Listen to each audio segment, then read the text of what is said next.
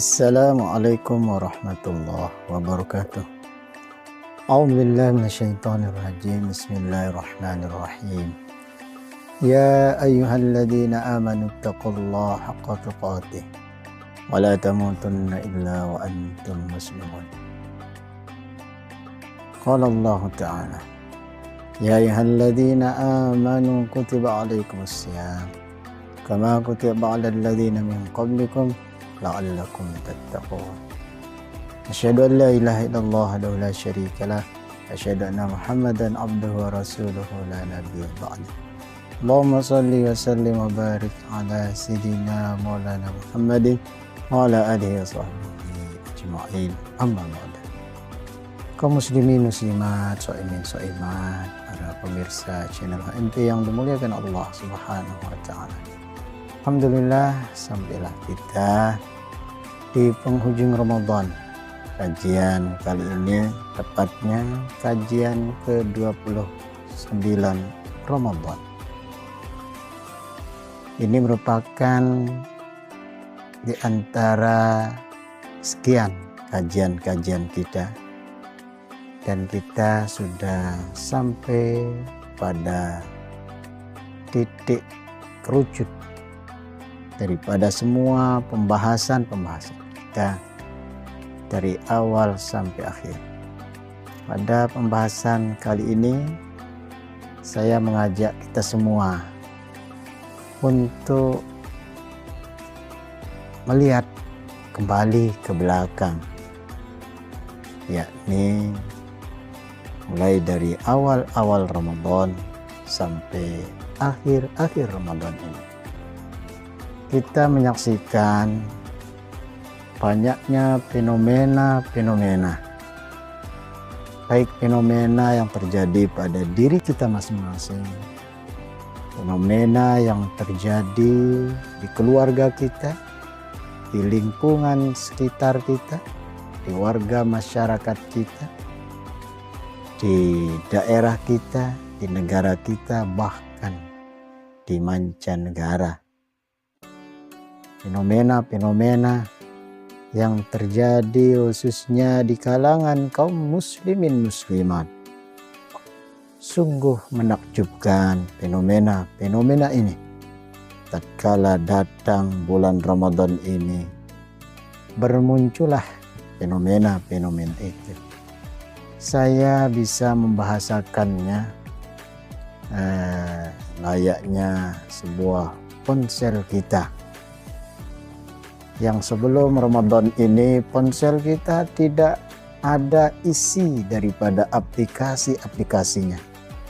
Tapi begitu datang bulan Ramadan, aplikasi-aplikasi itu, atau yang saya maksud fenomena-fenomena itu, khususnya fenomena-fenomena ibadah, tapi tidak menutup kemungkinan juga bermunculannya fenomena-fenomena yang lain, seperti fenomena-fenomena perbuatan kesia-siaan, mungkin juga bahkan kemaksiatan di bulan suci Ramadan ini. Begitu indahnya Ramadan. Begitu datang Ramadan, maka diri kita disiapkan oleh Allah Subhanahu wa taala untuk mendownload aplikasi-aplikasi ibadah itu, terutama di bulan suci Ramadan. Allah sudah menyiapkan begitu banyak aplikasi ibadah. Semua sudah tertuang dalam Al-Quranul Karim dan hadis-hadis atau sunnah-sunnah baginda Rasulullah Sallallahu Alaihi Wasallam. Hanya saja saya mengajak kita merenungi diri kita masing-masing. Aplikasi-aplikasi mana yang sudah kita download?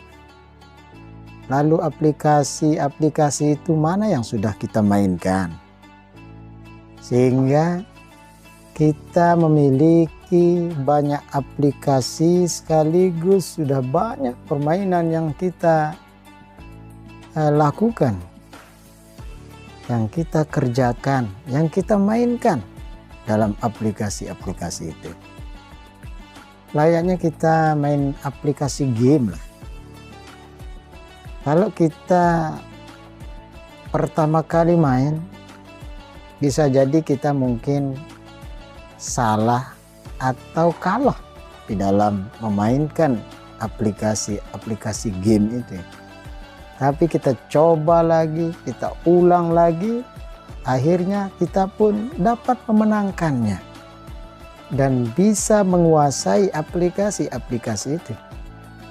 Maka demikian pula halnya dengan kita.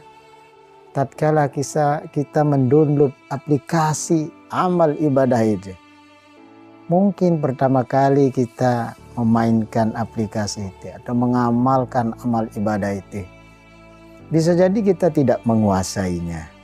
Tapi kita ulang lagi sampai kita dapat memenangkannya. Maka demikianlah ibadah itu. Kalau kita kerjakan berkali-kali, kalau kita kerjakan berulang-ulang, kalau kita amalkan secara istiqomah, walaupun itu saja, itu akan menyebabkan kita akan menguasainya. Kita akan mengenalnya lebih dalam. Maka pada akhirnya kita akan memenangkan permainan yang ada dalam aplikasi itu. Kita akan mencapai kemenangan di dalam kita beribadah kepada Allah karena kita sering memainkannya, sering mengamalkannya. Demikianlah halnya fenomena-fenomena di bulan suci Ramadan, khususnya fenomena-fenomena positif itu yang kita lakukan.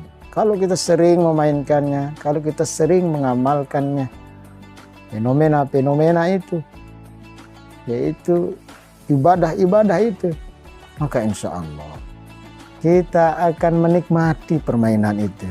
Kita akan menikmati amal ibadah itu. Sehingga pada akhirnya nanti kita akan mencapai keparipurnaan dari aplikasi-aplikasi ibadah yang kita mainkan. Sehingga kitalah yang berhak mendapatkan kemenangan itu.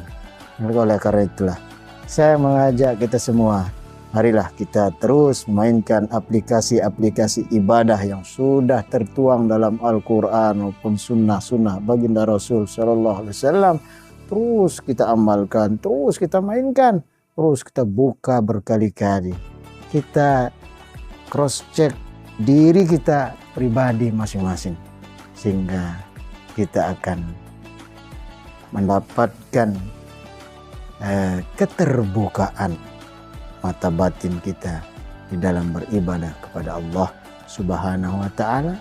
Itulah yang akan mendapatkan kemenangan, dan orang yang menang itulah orang yang kembali kepada Allah Subhanahu wa Ta'ala.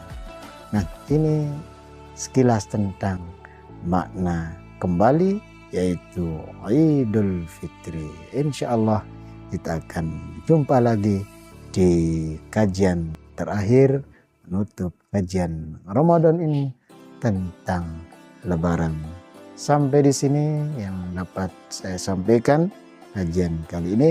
Mudah-mudahan kita terinspirasi dan makin bisa meningkatkan kualitas amal ibadah kita, walaupun sedikit, tapi kita istiqomah, sering mengamalkan, sering memainkannya.